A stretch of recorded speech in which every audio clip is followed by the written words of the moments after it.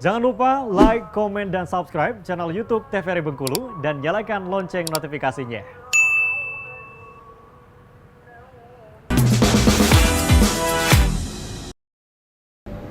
Terima kasih pemirsa Opini, tentunya obrolan pas di sini bersama saya Iqbal Farwa kembali lagi dan bersama dengan filmmaker kita ada Bang Ateng di sini. Kita akan lanjutkan lagi ngobrol bersama dengan beliau tentang dunia perfilman yang ada di Bengkulu sendiri. Nah, kalau untuk Bang Ateng nih, Bang Ateng, saya pengen nanya juga untuk dalam proses pembuatan film kan tentu banyak sekali yang harus dipersiapkan nih. Mungkin juga teman-teman sekarang, anak-anak muda sekarang Bengkulu yang tertarik ke dunia film, pengen tahu nih, Bang Ateng sharing pengalamannya kalau kita ingin buat film, katakanlah film pendek gitu. Apa saja nih yang perlu kita persiapkan? Pasti mental dulu ya, pasti mental dulu, terus naskah udah siap gitu kan. Itu dari kesiapan pemain juga. Kita kan udah briefing sebelumnya, Bang. Betul. Nanti peran kamu ini, peran kamu ini. Kita udah kasih naskahnya dulu, masing-masing kirim lewat itu kan, biar diapalin. Jadi yang pertama tuh memang harus dipikirkan adalah film ini ceritanya tentang apa gitu ya. Kita kan udah briefing dulu yang pasti ya, gini menceritakan seperti ini, nanti karaktermu ya seperti ini, saya bilang gitu kan ya, belajar dulu mereka kan. Mungkin kalau mereka mau ngelihat dulu seperti apa misalnya sosok penjahat misalnya, mereka harus mungkin nonton film yang ada penjahatnya. Bener. Belajar dulu gitu. Dan kalau untuk alat-alat yang lain itu bagaimana nih Bang Ateng? Mungkin dari Bang Ateng juga yang tadi Bang Ateng ceritakan kesulitannya peralatan. Kita kadang pakai mikrofon itu yang biasa gitu, mikrofon yang biasa. Itu patungan dulu. Pernah rusak nih, ini baterainya nggak ada nih, kita harus siap. Kamera, begitu kita harus siapin dulu gitu kan. Walaupun kameranya kamera biasa, gitu kan. Kita siapin dulu. Jadi jangan sampai alat ini menjadi kendala, jadi akhirnya nggak bisa produksi gitu ya. Bener. Jadi pakai apa yang ada dulu, Bang Ateng ya, karena kan yang dilihat nanti kan hasil akhirnya gitu. Dan kalau untuk ini juga nih Bang Ateng, dalam urusan pendanaan nih, ini kan yang paling bisa dibilang paling inti dari segala macamnya. Nah, kalau dari teman-teman filmmaker di Bengkulu ini gimana nih dalam untuk memproduksi satu film, kalau berbicara masalah dana atau keuangan? Kalau dana itu Bang, ya kita awalnya udah ada kesepakatan dulu ya, patungan. Ya penting kita bisa makan. Saya ngomong ke anak-anak, urusan alat apa itu nggak usah kalian pikir, itu urusan saya. Ya penting kalian gimana caranya di waktu syuting gitu ya, jangan sampai kelaparan gitu. Jadi itu dia nih pemirsa, kalau masalah alat terus juga pendanaan atau keuangan itu bukan masalah berarti gitu ya. Yang penting gimana caranya satu tim ini kompak. Kompak. Kita sering mengajukan proposal, mengajukan apa. Ya kalau dapat ya syukur, kalau enggak ya namanya berkarya itu kan Bang, jangan berharap kepada negara Bang. Betul sekali. Yang penting kita sudah berusaha, balik lagi ke niatnya gitu. Memang pengen benar-benar tulus untuk membuat film, terus juga lokasi juga kan di Bengkulu ini, jadi orang-orang bisa tahu nih, oh Bengkulu ini seperti ini gitu. Nah, kalau untuk spot atau lokasi terfavorit dari Bang Ateng kalau bikin film? Tergantung genrenya juga Bang. Misalnya kalau memang film itu menceritakan tentang kehidupan pasar, ya saya mainnya di benar-benar di pasar gitu. Kalau dia memang film itu memang menceritakan tentang nelayan, mungkin saya mainnya di daerah pesisir gitu. Jadi nggak ada istilahnya yang favoritnya gini Bang, enggak. Berarti di Bengkulu ini kalau untuk bikin film lokasinya sudah komplit Bang Ateng ya? Sudah komplit. Sudah ada semua gitu ya? Jadi sungai, laut, kota, pasar lengkap lah. Pegunungan semuanya ada di Bengkulu ini. Jadi nggak usah merasa, waduh ini mau cari lokasi, mau yang model-model pencinaan. Nah, tempat-tempat kota-kota daerah seperti Cina Tempo dulu, kita sudah ada kampung Cina gitu ya. Atau mau film-film bertemakan. Sering juga kita pakai itu tempat-tempat kayak gitu. Jadi temanya kayak gedung-gedung tua kayak gitu kan. Mau film-film zaman-zaman action, zaman-zaman kolonial juga, Benteng kita ada gitu. Bener. Atau juga mau film-film pantai, waduh kalau untuk cerita pantai Bengkulu ini memang surganya gitu ya. Tinggal pilih mau yang mana. Tinggal pilih aja itu kan komplit semua. Terbesar, terpanjang lagi kan. Mulai dari Kaur sampai ujung tuh muko-muko semuanya ada gitu. Tinggal mau pilih spotnya ini mau yang mana gitu. Oke, nah kalau untuk dunia film sendiri, ini kan dari 2018, kalau menurut Bang Ateng kan agak sedikit lesu nih teman-teman filmmaker. Nah kalau di sekarang ini mulai pasca COVID ini kan perekonomian sudah bergerak lagi. Gimana nih Bang Ateng kalau mulai dari 2022 sampai sekarang nih dunia perfilman di Bengkulu? Udah makin lemah saya bilang. Udah makin lemah. Jadi karena itu saya terus saya buat film itu kan. Biar teman-teman yang lain juga tetap semangat. Saya sering dari filmmaker yang lain itu, oh masih aktif, masih aktif, masih saya bilang gitu. Biar mereka semangat juga bang. Nah saya cocok tuh sama ada Om Rio dulu tempo hari pernah diundang sini juga. Saya cocok tuh dia buatkan kayak semacam acara-acara apa gitu kan ya, biar bisa reunian gitu kan sama teman-teman apa sama-sama filmmaker Bengkulu gitu kan. Jadi dia buat kayak semacam acara apa nonton bareng gitu kan, karya-karya yang lama karya gitu. yang lama diputar lagi gitu kan. Jadi kita bisa lihat oh itu karya saya dulu.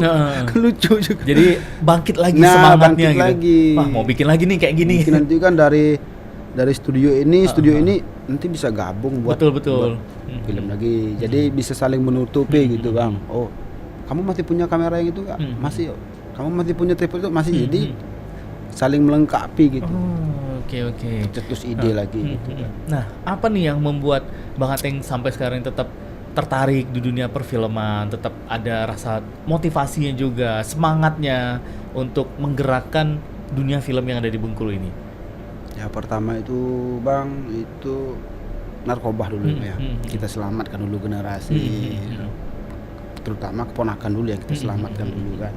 Jangan sampai mereka terjun ke. Oke. Jadi ajak mulai dari keluarga, keponakan. Jadi kalau saya melalui film ini bang, saya dekat sama mereka loh. Saya bisa pantau langsung kegiatan mereka. Malam pas ketika pulang dari syuting gitu kan, lagi pengambilan gambar, mereka bisa cek sama-sama gambar mereka di komputer itu. Nah terus kan anak saya juga ngambil jurusan broadcast nih bang. Nah, ngikut jejak sang bapaknya nih. Jadi kenapa saya masih aktif sampai sekarang?